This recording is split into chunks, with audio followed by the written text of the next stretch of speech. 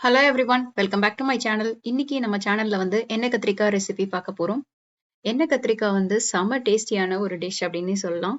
இது வந்து எந்த ஒரு டிஷ்ஷுக்கும் வந்து சைட் டிஷ்ஷா வந்துட்டு அதை நம்ம யூஸ் பண்ணிக்கலாம்.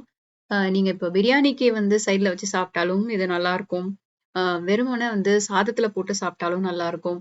ஆம், ஏதாவது வந்து சப்பாத்தி, ம தோசை, இட்லின்னு எதுக்கு எடுத்தாலும் வந்து நீங்க இத வந்து சைட் டிஷ்ஷா வந்துட்டு யூஸ் பண்ணிக்க முடியும். அப்படி ஒரு டிஷ் தான் இந்த எண்ணெய் கத்திரிக்காய். வாங்க இது எப்படி பண்ணலான்னு பார்த்துரலாம். இதுக்கு சின்ன சின்னதா இருக்க மாரி ஒரு 15 கத்திரிக்காய் நான் எடுத்திருக்கேன். அத வந்து நல்லா வாஷ் பண்ணி ட்ரை ஆக விட்டுருவோம். ஏன்னா, இத நம்ம டீப் ஃப்ரை பண்ணணும். அடுத்து மீடியம் சைஸ் வெங்காயமா இருந்தா 3 வெங்காயம் வந்து எடுத்துக்கோங்க. இது வந்து ஒரு பெரிய வெங்காயமும், ஒரு சின்ன வெங்காயமும் நான் எடுத்து வச்சிருக்கேன். அதுக்கப்புறமா ஒரு பெரிய நெல்லிக்காய் அளவுக்கு புளிய வந்துட்டு இத நீங்க ஊற வச்சுருங்க. அதுக்கப்புறம் இப்போ நம்ம ஃபர்ஸ்ட் பேன்ல எண்ணெய் சேர்த்துக்கலாம்.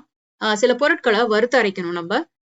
இந்த எண்ணெய் நல்லா சூடானதும் 1 டீஸ்பூன் அளவுக்கு வெந்தயம், அப்புறம் 2 டீஸ்பூன் கடலை பருப்பு, 3 டேபிள் ஸ்பூன் அளவுக்கு வறுத்த நிலக்கடலை சேர்த்துக்கலாம். இது இன்னைக்கு நான் வறுத்து சேர்த்திருக்கேன். வறுக்கலைனாலும் நீங்க அப்படியே சேர்த்து கூட நீங்க வந்துட்டு இத இது பண்ணிக்கலாம். இது வந்து டைம் சேவ் பண்றதுக்காக வறுத்தத சேர்த்திருக்கேன். இப்போ 4 டீஸ்பூன் அளவுக்கு வரமல்லி சேர்த்துக்கோங்க. எல்லாத்தையும் சேர்த்து நல்லா வறுத்துருங்க. இந்த பொருட்கள்லாம் வறுபட கொஞ்சம் டைம் ஆகுன்றதுனால, நான் இத ஃபர்ஸ்ட் இது எல்லாத்தையும் சேர்த்து மொத்தமா வறுத்துக்கிறேன். அதுக்கப்புறமா 3 டீஸ்பூன் அளவுக்கு வெள்ளை எள் சேர்த்துக்கிறேன். நீங்க கருப்பு எள் சேர்க்கணும்னாலும் சேர்க்கலாம். கலர் தான் கொஞ்சம் டிஃபரன்ஸ் வரும். மத்தபடி ஒண்ணும் பிரச்சனை இல்ல. அதுக்கப்புறமா 4 டேபிள் ஸ்பூன் அளவுக்கு துருவின தேங்காய் வந்து இதுல சேர்த்துக்கிறேன். எல்லாத்தையும் சேர்த்துட்டு நல்லா வதக்கிக்கோங்க. தேங்காய் போட்டதுக்கு அப்புறம் ரொம்ப நேரம் வதக்கக்கூடாது. உங்களுக்கே தெரியும். இப்போ நம்ம கத்திரிக்காய வந்து மேல வந்து இப்படி ஸ்லிட் பண்ணி 4ஆ வர்ற மாதிரி, கீழ மட்டும் வந்துட்டு கொஞ்சம் ஒட்டிட்டு இருக்க மாதிரி நம்ம வந்துட்டு கட் பண்ணி எடுத்துக்குவோம்.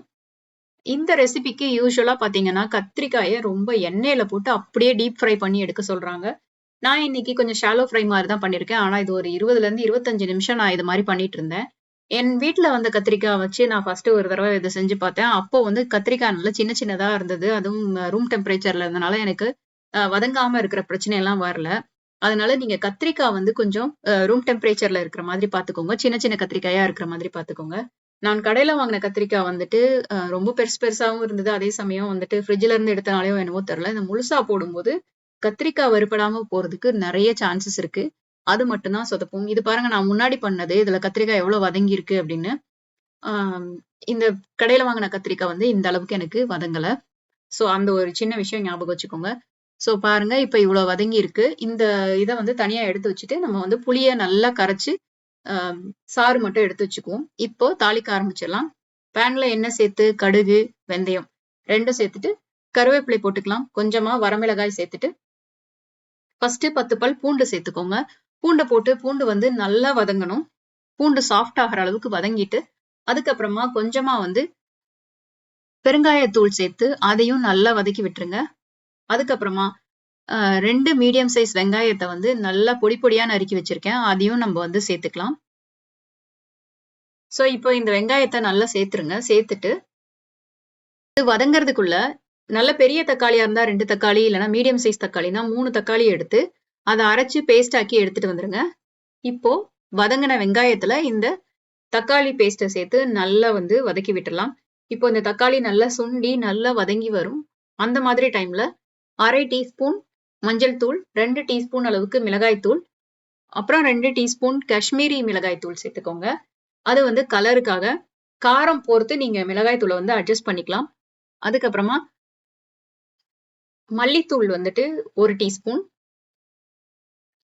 இதெல்லாம் சேர்த்துட்டு, இந்த இதுக்கு மட்டும் தேவையான அளவு உப்பு போட்டு, நீங்க வந்து இத நல்லா சாட்டே பண்ணி விட்டுருங்க.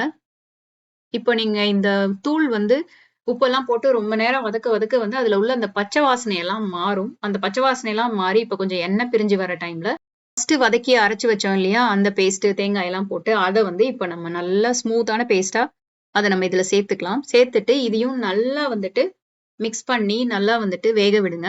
இதுல வந்து இப்போ தண்ணி சேர்க்கறதுக்கு முன்னாடியே நல்லா வதக்கினீங்கன்னா வந்து இதுல இருக்கிற அந்த பச்சை வாசனை எல்லாம் மாறி நல்லா வந்துட்டு குக் ஆயிரும்.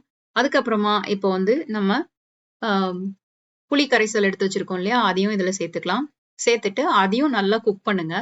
குக் பண்ணிட்டு, இதெல்லாம் ஓரளவுக்கு சிம்மர் ஆகி குக் பண்ணிட்டதுக்கு அப்புறமா வந்து உங்களுக்கு எவ்ளோ இதுல தண்ணி சேர்க்கணும்னு நினைக்கிறீங்களோ, அவ்ளோ சேருங்க. இன்னைக்கு நான் ஒரு 3 கப் அளவுக்கு தண்ணி சேர்த்திருக்கேன். இப்போ நம்ம வதக்கி வச்சிருக்க அந்த வெங் அ க கத்திரிக்காய் எடுத்து இதுல சேர்த்துக்கலாம். கத்திரிக்காய் நல்லா ஞாபகம் வச்சுக்கோங்க. டீப் ஃப்ரை பண்ணி போடுங்க. சோ கத்திரிக்காயும் எடுத்து இதுல சேர்த்துக்கிட்டு, அதுக்கப்புறமா கடைசியா நல்லா சிம்மர் ஆகி, நல்லா வெந்து வந்ததுக்கு அப்புறமா கொஞ்சமா வெல்லம் அது மேல தூவிக்கலாம். வெல்லம் ரொம்ப ரொம்ப கம்மியா தான் போடணும். வெல்லம் போடுறது வந்து ஆப்ஷனல் தான். இது ஒரு டேஸ்ட்டுக்காக தான் இத வந்து பண்ணுவாங்க. அவ்வளோதான் செம சூப்பரான எண்ணெய் கத்திரிக்காய் ரெடி ஆயிடுச்சு. இந்த ரெசிபிய நீங்களும் ட்ரை பண்ணி பாருங்க. ட்ரை பண்ணி பார்த்துட்டு எப்படி இருந்தது அப்படிங்கிற உங்களோட கமெண்ட்ஸ எங்களோட ஷேர் பண்ணிக்கோங்க. இந்த வீடியோ உங்களுக்கு பிடிச்சிருந்தா, யூஸ்ஃபுல்லா இருந்தா இந்த வீடியோக்கு கீழ ஒரு லைக் குடுங்க. மறக்காம எங்க சேனலுக்கு சப்ஸ்கிரைப் பண்ணிக்கோங்க. பக்கத்துல இருக்க பெல் ஐகானையும் கிளிக் பண்ணிக்கோங்க. அப்பதான் நான் போடுற வீடியோட நோட்டிஃபிகேஷன்ஸ்லாம் உங்களுக்கு உடனே உடனே வரும். Thank you so much for வாட்சிங். பை. Take care.